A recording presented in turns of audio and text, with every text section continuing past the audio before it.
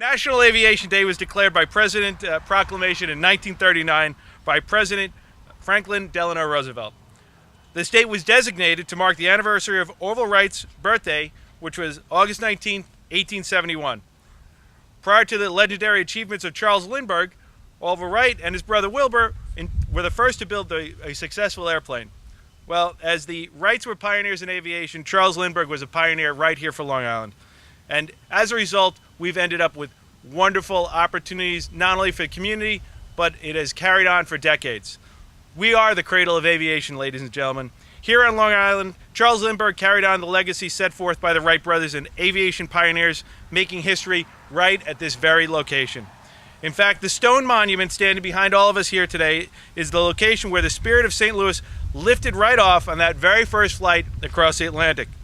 As he's known as Lucky Lindy, he inspired aviators for generations to come and cherished icon here on Long Island with our very rich aviation history.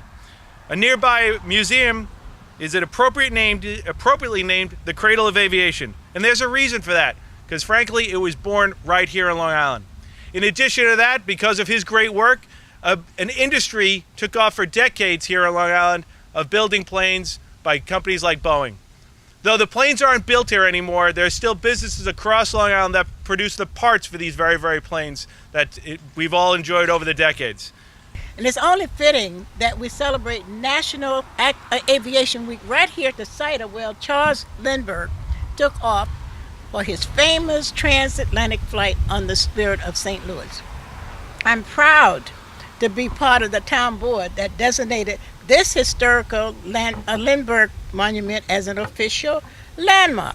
And certainly this is a great time of year and great day to remind everybody about the great aviation history we have right here on Long Island and the town of Hempstead. You know, people spend their summers traveling all over the place, so it really is an appropriate time to remind people about the great history we have here. You know, this is one of the things that not enough people, I think, remember, is that we have such a big piece of aviation history right here in Long Island. And as our people are traveling around to see other places and visit other things, I was actually just up in Rhinebeck, New York, and there was an aerodrome. So along the same lines, it was great for me to remember, hey, we have such a big piece of that history as well right in my hometown.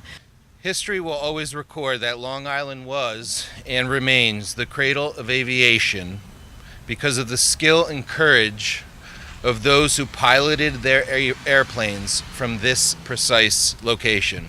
This is an important location that is traveled by hundreds, if not thousands of vehicles a day. This is a shopping mecca. It's nice that we have a company in Lesso that is here that is dedicated to being in the community, dedicated to being, a relationship, friends with people in the community, and doing such a wonderful job of maintaining this site.